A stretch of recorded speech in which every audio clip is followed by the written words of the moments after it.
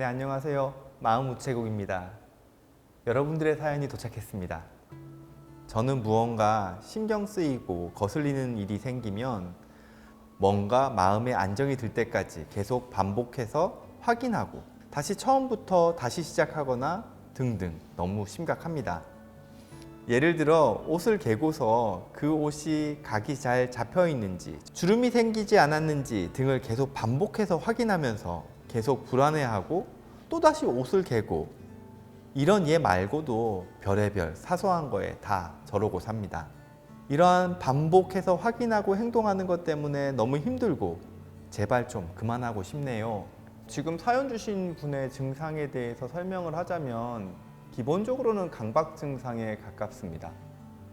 강박 증상이라는 거는 기준점을 상정해 놓은 세팅 값이 있어요. 그 기준점에서 조금이라도 벗어나게 되면 그거를 못 받아들이는 상태를 말하거든요. 그렇게 되면 불안이 생기게 되고 그러면 그 기준점을 다시 맞추려고 하는 행동을 계속 반복하게 됩니다. 그래서 지금 사연을 주신 분 내용 안에 보면 물건이 제자리에 있지 않는다든지 혹은 옷에 주름이 조금 돼 있다든지 이런 부분들이 있으면 본인 스스로 그걸 참지 못하고 원상복귀, 원래 있던 자리로 돌리고 빳빳하게 피고 이런 행동을 반복하셔야 되는 거거든요. 이런 행동들을 저희들이 강박 증상이라고 하고요. 강박증의 종류는 크게 두 가지로 나뉩니다. 생각과 행동으로 나뉘어요. 생각이라는 건 결국 내가 이 위치에 있지 않으면 안 될 거라는 생각이 자꾸 들게 되고요. 그러면 그 생각이 자꾸 드는 것 때문에 불안한 생각이 들면 당연히 그 상태로 만들기 위한 행동으로 넘어가게 되죠. 그래서 불안한 생각과 그거를 다시 교정하려고 하는 행동, 이 두 가지가 나타나게 되면 저희가 강박증이라고 표현을 하게 됩니다. 그래서 오늘 사연 주신 분은 강박증 그러한 증상에 해당을 한다고 보실 수 있을 것 같아요. 강박증이 있게 되면 1차적으로는 본인이 제일 힘듭니다. 왜냐하면 아까 전에도 말씀드렸다시피 강박 증상의 바탕에는 불안이 깔려 있어요. 내가 못 받아들이는 거예요. 조금이라도 틀어져 있는 상황들에 대해서 내가 못 받아들이고 그것 때문에 괜히 불안해지고 걱정이 되고 뭔가 큰일이 생길 것 같다는 불안이 확 들기 때문에 그거에 대한 교정을 하기 위한 행동으로 이어지게 되는 거거든요. 불안이 있게 되면 당연히 괴롭습니다. 왜냐하면 내가 그 상황에 대해 가지고 안절부절 못하게 되는 2차적인 상황들에 대해서 추가적으로 생각들이 진행이 되면서 염려가 되기 때문이죠. 그래서 강박증이 있게 되면 1차적으로는 본인 스스로가 제일 괴로워요. 근데 이 불안은 결국에는 행동을 통해서 없애게 됩니다. 예를 들어서 물건이 다른 데 있으면 원상 복귀를 시키게 되면 그때 이후에는 내가 불안이 조금 줄죠. 내 손이 더럽다고 생각을 해서 손을 계속 씻고 나면 그 불안이 줄어듭니다. 즉 행동을 하고 나면 이 증상은 조금 줄어요. 괴로움도 줄겠죠. 하지만 이 행동 자체가 계속 반복되게 되면 내 일상생활에 안 좋은 영향을 미치게 되니까 그것 때문에 다시금 괴로움이 생기게 됩니다. 강박증의 특징은 본인도 괴롭지만 주변 사람들도 같이 힘들어지게 되죠. 제일 힘들기로는 가족들이나 주변에서 같이 일하는 사람들 입장에서도 힘들어질 수 있습니다. 옆에서 바라보는 게 그것만으로도 상당한 괴로움을 줄 수도 있고요. 또 한 가지는 내가 특정 상황에 대해 가지고 워낙 꼼꼼하고 완벽주의를 추구하기 때문에 주변 사람들도 그렇게 해주기를 바라게 되죠. 그러면은 다른 사람한테도 자기가 원하는 자기의 그 강박 증상을 강요하게 될 수 있습니다. 그러면 그걸 받아들이는 주변 사람들은 당연히 싫겠죠. 그럼 그런 것 때문에 2차적으로도 괴로움이 유발될 수 있고 대인관계로 연결될 수 있습니다. 그래서 강박증 성향이 되게 심한 상사를 둔 부하 직원은 당연히 그 상사의 강박증적인 요청 때문에 같이 괴로워질 수 있는 거죠. 대표적인 본인 스스로가 괴로워하는 강박증의 대표적인 증상은 오염에 대한 강박입니다. 그리고 강박 증상 중에서도 상당히 흔한 편에 속하고요. 즉 어떤 거냐 하면 내 몸 어딘가에 혹은 피부이든 손이든 세균이나 오염된 물질이 묻었다고 생각을 하고 그거를 씻어내기 위한 행동을 반복하는 거죠. 그러면 어떻게 되냐면요. 하루에도 수십 번, 수백 번 손을 씻는다든지 샤워를 할 때 남들은 보통 한 30분 정도의 샤워를 끝낸다면 1시간, 2시간씩 샤워를 하게 됩니다. 그러면은 일상생활 중에서 상당히 많은 시간을 나의 이 오염을 제거해야 된다는 그 생각에 대한 강박 행동, 즉 씻는 행동에 내 생활의 상당 부분을 쏟아내게 되죠. 그러면은 그것 때문에 일상생활에서 누릴 수 있는 시간도 많이 제약되지만, 또 한 가지는 진짜 손이 자꾸 씻다 보면은 정말 헐 정도로 씻는 행동을 반복하시는 분들도 있습니다.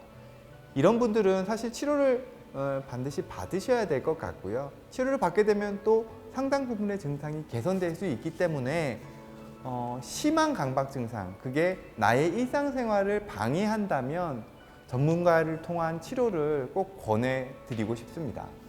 강박증이 있는 사람들이 다 항상 나쁜 것만은 아닙니다.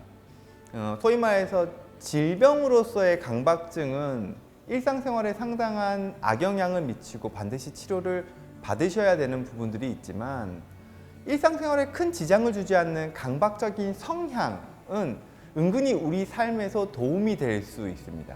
즉 무슨 얘기냐면요, 삶에서의 어느 정도의 불안은 나로 하여금 안전한 상황을 만들 수 있게끔 하고 내 삶에서의 어떤 좋은 쪽으로 나를 발전시키는 데 영향을 줄 수 있거든요. 대표적인 경우가 이런 겁니다. 내일 만약에 어떤 숙제를 해야 된다면 혹은 시험을 쳐야 된다면 약간의 불안이 없으면요, 내가 시험 준비든 숙제든 미리 못하게 되거든요. 그냥 마음 편하게 그냥 내버려 뒀다가 2차적인 문제가 생기더라도 내가 거기에 대해서 크게 신경을 안 쓰게 되고, 그거는 내 삶에 악영향을 미치겠죠. 하지만 약간의 강박적인 성향이 있으신 분들은 삶의 그런 부분들을 되게 꼼꼼하게 챙기세요. 그건 2차적으로 내 삶에 있어서 되게 긍정적인 요소로 작용할 수 있습니다. 즉 모든 어떤 정신과적인 증상이 내 삶에 있어서 100% 나쁜 건 없어요. 내 삶에 도움이 되는 증상도 있고 그 반대급부로 내 삶에 지장이 되는 증상도 있을 수 있습니다.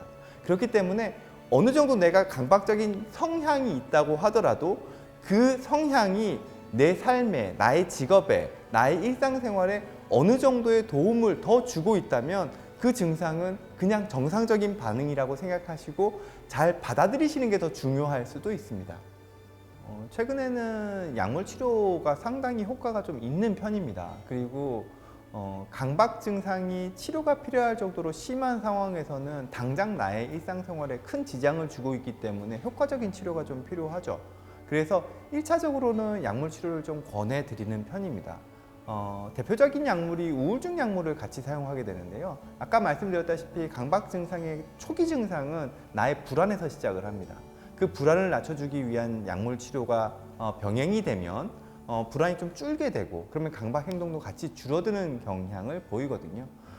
근데 다만 이런 부분들이 있을 수 있죠. 그러면 내가 강박증이 있는데 그러면 약물 치료를 끝까지 해야 되나요? 그럼 저는 평생 동안 약만 먹으면서 살아야 되나요? 라는 질문이 나올 수 있습니다. 그렇기 때문에 약물 치료로 효과를 보고 난 다음에는 약물을 줄여나가기 위한 2차적인 상담 치료라든지 인지 치료라든지 이런 부분들이 필요합니다. 즉 나의 일상생활에서 약물이 아니라 나의 마음가짐으로 불안을 낮춰나가기 위한 노력들이 같이 필요한 거죠. 대표적인 부분들은 인지행동 치료라는 것들이 있습니다. 내가 불안한 생각이 떠오를 때 내가 이 불안한 생각이 어떤 자동화적인 생각 때문에 떠오른지를 파악하고 그 자동화적인 생각들을 줄여나가기 위한 인지치료가 도움이 될 수 있고요. 마음의 여유감을 찾을 수 있는 명상을 동반하는 치료 기법들도 요즘은 정신과에서 많이 활용을 하고 있습니다. 혼자서 하는 노력도 중요할 수 있죠. 대표적인 경우는 이런 겁니다.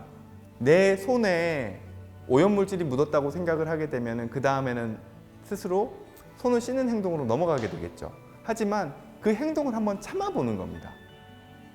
근데 막상 내가 손을 씻지 않더라도 생각보다 큰 문제가 일어나지 않거든요. 갑자기 제 스스로에게 손이 썩어 들어간다거나 감기에 걸린다거나 큰 질병이 생기거나 그러지 않습니다.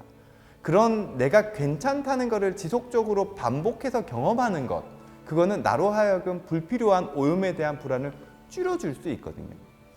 심한 경우에는 노출요법이라는 것도 활용을 합니다. 즉 무슨 얘기냐 하면 손에 오염물질이 묻는 것을 극도로 혐오하고 그러한 증상들이 생기면 강박 증상이 생기는 경우 조금 더럽다고 생각했던 땅바닥 같은 거를 손을 한번 대보고 있는 거죠. 그러면 극도로 힘들거든요. 하지만 그럼에도 불구하고 큰 일이 벌어지지 않는다는 것을 간접적으로 경험하게 되면, 직접적으로 경험하게 되면 아, 이러한 나의 불안이 생각보다 큰 불안이 아니구나라는 걸 조금씩 받아들여갈 수 있습니다. 그러한 혼자만의 노력도 같이 병행하게 된다면 약물 치료 이후에 약을 끊고 증상을 스스로 조절해 나가는 데 큰 도움이 될 수 있죠.